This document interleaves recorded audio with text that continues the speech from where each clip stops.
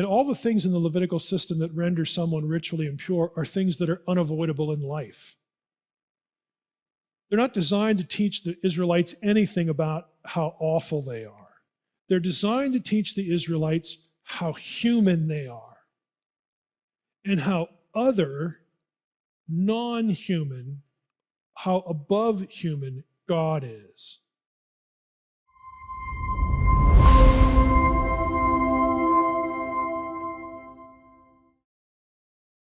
Leviticus 16 we associate with the Day of Atonement because that is the chapter where the ritual ceremony is laid out and provided.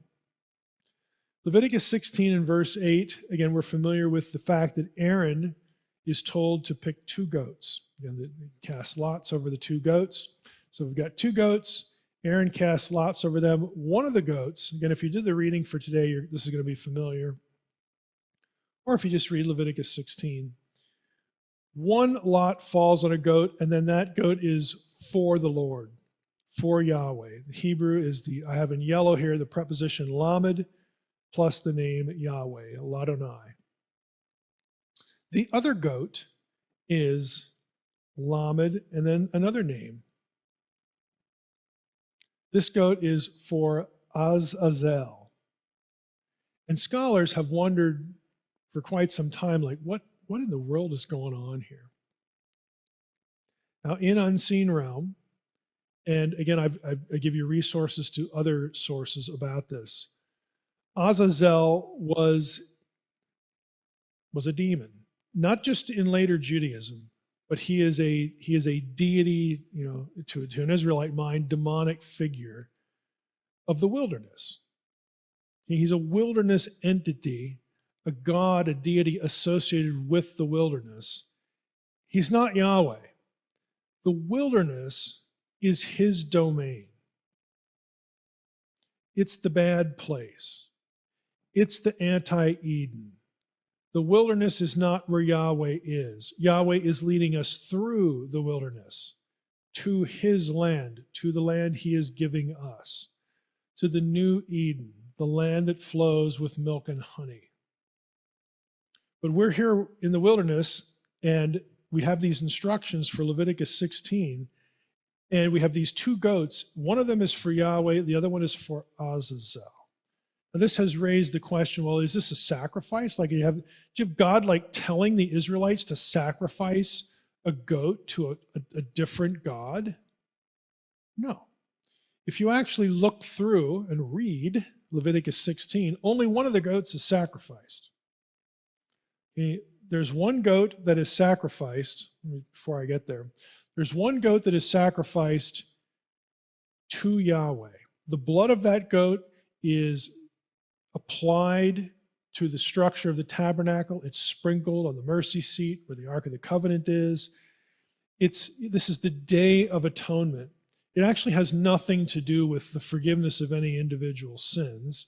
What this does, and again, we did a whole podcast series on the book of Leviticus. You can listen to Leviticus 16 and really Leviticus 1 through about 7, the sacrifices there.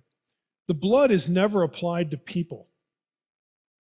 There are only 2 exceptions where blood is applied to people.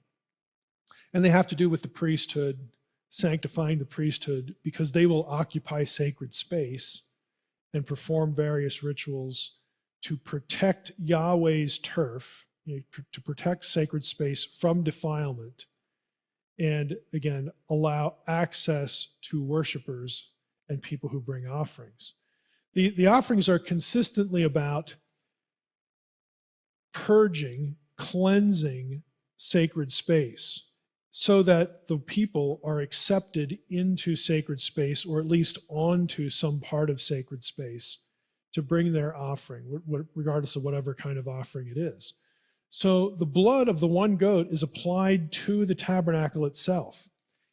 I like to compare the Day of Atonement to hitting the reboot button on your computer, because that's exactly what it did. It resets the tabernacle. You did this once a year. It resets the tabernacle to its original pristine conditions so that it can be used for another year.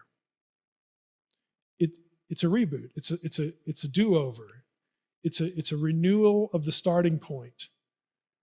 It's about sacred space. It's not about people. The blood is never applied to people. Now, the second goat, what is that? That is not sacrificed. We don't have an offering, sacrificed to some foreign god. What the priest does with it is he lays his hands on the head of the second goat, and he symbolically transfers the sins, the impurities, everything that would defile sacred space and be an offense to Yahweh is transferred to the head of the goat, and then the goat is sent off where? Into the wilderness, to Azazel. What's the logic?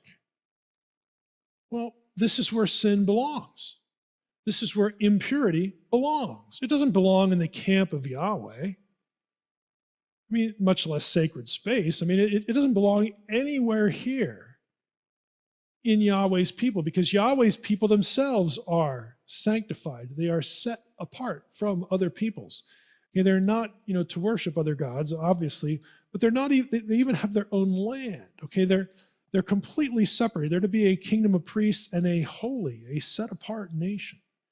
So once a year, we're going to hit the reboot button, and we're going to send all of the impurities, all the things that are anti-Eden, back to anti-Eden.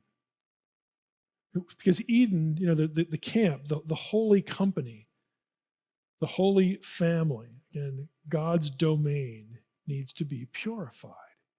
And we reset the tabernacle so that as we go, and people become ritually impure by, maybe they touch a dead carcass or a woman in her menstrual cycle. We could talk about all these things, what the logic is. None of those things have to do with moral failure or moral impurities. They're not sins, okay? What they are is there are things that happen to people that render them ritually impure. And all the things in the Levitical system that render someone ritually impure are things that are unavoidable in life. They're not designed to teach the Israelites anything about how awful they are. They're designed to teach the Israelites how human they are and how other, non-human, how above human God is. This is the point. This is the logic of the system. We've sort of read New Testament forgiveness and sacrifice of Jesus' terminology back into the Old Testament, and therefore we don't understand what's going on here. What we should do is understand what's going on here and then read that into New Testament material. That typically isn't what happens. We do the reverse, and it creates a lot of confusion. Again, this isn't a class session on the priesthood and the sacrificial system, but again, we're getting into this a little bit here, just in sort of the most dramatic example here with the Day of Atonement. You put impurity and sin and defilement, and whatever label you want to put on it, everything that is anti-Eden, you cleanse the sacred space, you reboot the community, and you take all that stuff that is incompatible with the presence of God, and you put it out there because that's where it belongs.